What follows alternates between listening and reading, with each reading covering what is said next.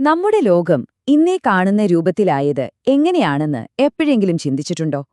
അതിനു പിന്നിൽ ചില വലിയ സംഭവങ്ങളുണ്ട്, ചില വിപ്ലവങ്ങൾ. അവയാണ് നമ്മുടെ ലോകത്തെ അടിമുടി മാറ്റിയത്. അപ്പോ നമുക്ക് ആ കഥകളിലേക്കൊന്ന് ഇറങ്ങിച്ചെന്നാലോ? അപ്പോ എന്താണ് ശരിക്കും ചരിത്രത്തെ മാറ്റുന്നത്? എന്താണ് ഒരു വഴിത്തിരിവുണ്ടാക്കുന്നത്? ചിലപ്പോ നമ്മൾ ഓർക്കും അത് വലിയ രാജാക്കന്മാരാവും അല്ലെങ്കിൽ ഭയങ്കര യുദ്ധങ്ങളാവും എന്നൊക്കെ. പക്ഷെ അതങ്ങനെയല്ല. അതിനുമപ്പുറം ചിലതുണ്ട്. യഥാർത്ഥ ശക്തി അതൊരൊറ്റ ആശയത്തിനാണ്. ആ ആശയം ആളുകളുടെ മനസ്സിൽ കയറിക്കൂടി ഒരു തീപ്പൊരി പോലെ പടർന്ന് ഒരു വിപ്ലവമായി മാറുമ്പോഴാണ് ചരിത്രം തന്നെ വഴിമാറുന്നത്. അപ്പോ ഇന്ന് നമ്മൾ അങ്ങനെയുള്ള 5 ലോകം മാറ്റിമറിച്ച വിപ്ലവങ്ങളെക്കുറിച്ചാണ് സംസാരിക്കാൻ പോകുന്നത്. കേവലം ഭരണാധികാരികൾ മാറിയ കഥയല്ല ഇത്, മറിച്ച് ചിന്തകൾ മാറിയ, ലോകം മാറിയ കഥയാണ്. നമുക്ക് തുടങ്ങാം ആദ്യത്തെ തരംഗത്തിൽ നിന്ന്. 18-ാം നൂറ്റാണ്ടിൽ ലോകത്തെ പിടിച്ചുകുലുക്കിയ ചില മാറ്റങ്ങൾ ഒന്ന് ആലോചിച്ചു നോക്കൂ. വ്യവസായ വിപ്ലവം ഒരു സാമ്പത്തിക ഭൂകമ്പം പോലെയായിരുന്നു. അതുവരെ കൃഷി ചെയ്ത് ജീവിച്ചിരുന്ന ഒരു സമൂഹം പെട്ടെന്ന് ഫാക്ടറികളിലേക്ക് മാറി. ആളുകൾ ജീവിക്കുന്ന രീതി, ജോലി ചെയ്യുന്ന രീതി എല്ലാം അക്ഷരാർത്ഥത്തിൽ അടിമുടി മാറി. അപ്പോ ലോകം ഇങ്ങനെ വ്യാവസായികമായി മാറിക്കൊണ്ടിരിക്കുമ്പോഴാണ് ഒരു പുതിയ രാഷ്ട്രീയ ആശയം ആളിക്കത്തുന്നത്. അതാണ് അമേരിക്കൻ വിപ്ലവം. പഴയ ലോകത്തിന്റെ അധികാരങ്ങളോടുള്ള ഒരു നേരിട്ടുള്ള വെല്ലുവിളി. അമേരിക്കൻ വിപ്ലവമെന്ന് പറയുമ്പോൾ അത് ബ്രിട്ടീഷുകാരിൽ നിന്നുള്ള സ്വാതന്ത്ര്യം മാത്രമല്ല, അതിനപ്പുറം അത് ആധുനിക ജനാധിപത്യത്തിന് അടിത്തറ പാകി. ലോകത്താദ്യമായി എഴുതപ്പെട്ട ഒരു ഭരണഘടന വന്നു.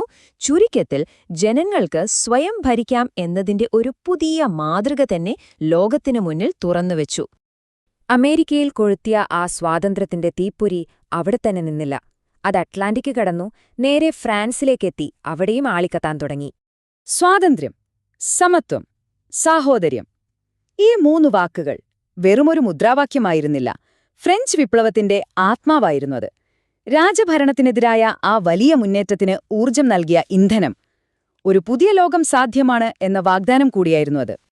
അപ്പോ അതിന്റെ ഫലം എന്തായിരുന്നു? ഫ്രാൻസിലെ ഏകാധിപത്യത്തിന് അതൊരവസാനമായി. യൂറോപ്പിലുടനീളം നിലനിന്നിരുന്ന ഫ്യൂഡൽ വ്യവസ്ഥ തകരാൻ തുടങ്ങി. ഏറ്റവും പ്രധാനമായി ജനാധിപത്യമെന്ന ആശയം ലോകത്തിന്റെ പല കോണുകളിലേക്കും പടർന്നു. ഇനി നമ്മൾ അടുത്ത ഘട്ടത്തിലേക്ക് കടക്കുകയാണ്.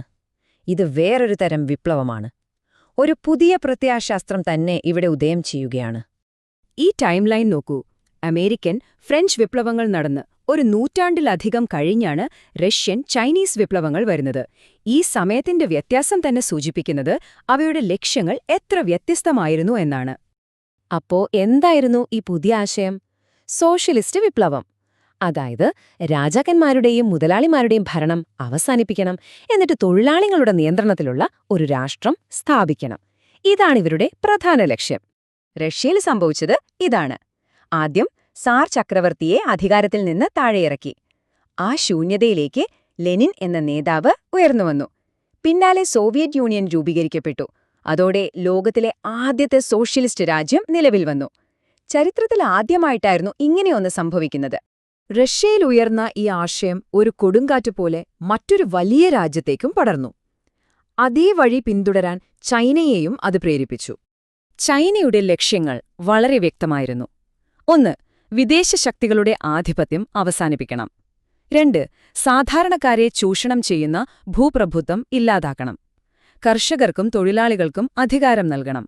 അവസാനം മാവോ സേതുങ്ങിന്റെ നേതൃത്വത്തിൽ ഒരു കമ്മ്യൂണിസ്റ്റ് ഭരണം സ്ഥാപിക്കണം.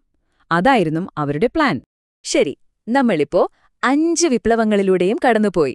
ഇനി ഇതെല്ലാം കൂടി ഒന്ന് ചുരുക്കി ഓരോന്നിന്റെയും പ്രധാന ആശയം എന്തായിരുന്നു എന്ന് നോക്കിയാലോ? ഈ പട്ടിക നോക്കുമ്പോൾ ഒരു കാര്യം വ്യക്തമാണ്.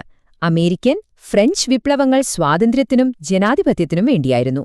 എന്നാൽ റഷ്യൻ, ചൈനീസ് വിപ്ലവങ്ങൾ ലക്ഷ്യമിട്ടത് ഒരു പുതിയ സാമൂഹിക സാമ്പത്തിക ക്രമമായിരുന്നു, അതായത് കമ്മ്യൂണിസം. വ്യവസായ വിപ്ലവമാവട്ടെ സാമ്പത്തിക രംഗത്താണ് മാറ്റം കൊണ്ടുവന്നത്. കണ്ടില്ലേ ഓരോന്നിന്റെയും ലക്ഷ്യങ്ങൾ എത്ര വ്യത്യസ്തമാണെന്ന്? ഇത്രയും ചരിത്രം നമ്മൾ പറഞ്ഞു. ഇനി അടുത്ത അധ്യായം. ഇതിൽ നിന്നൊക്കെ നമുക്ക് എന്തു മനസ്സിലാക്കാം? നമ്മൾ എങ്ങോട്ടാണ് പോകുന്നത്?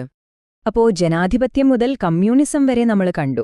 ഇവയൊന്നും വെറും ചരിത്രത്തിലെ സംഭവങ്ങൾ മാത്രമല്ല, ഇന്നും നമ്മുടെ ലോകത്തെ, നമ്മുടെ രാഷ്ട്രീയത്തെ, നമ്മുടെ സമൂഹത്തെ രൂപപ്പെടുത്തുന്ന വളരെ ശക്തമായ ആശയങ്ങളാണിവ. 5 വിപ്ലവങ്ങൾ. പക്ഷേ ഈ 5 നമ്മൾ ഇന്ന് കാണുന്ന ഈ ആധുനിക ലോകത്തിന് അടിത്തറവാകിയത്. ചരിത്രം നമ്മളെ പഠിപ്പിക്കുന്നത് ഇതാണ്: ആശയങ്ങൾക്ക് ലോകത്തെ മാറ്റിമറിക്കാൻ കഴിയും. അപ്പം നമ്മൾ ചിന്തിക്കേണ്ട ഏറ്റവും പ്രധാനപ്പെട്ട ചോദ്യം ഇതാണ്: നമ്മുടെയൊക്കെ ഭാവിയെ മാറ്റിമറിക്കാൻ പോകുന്ന അടുത്ത വലിയ ആശയം എന്തായിരിക്കും? ഒരുപക്ഷെ ആ ആശയം നിങ്ങളുടെ മനസ്സിലായിരിക്കാം.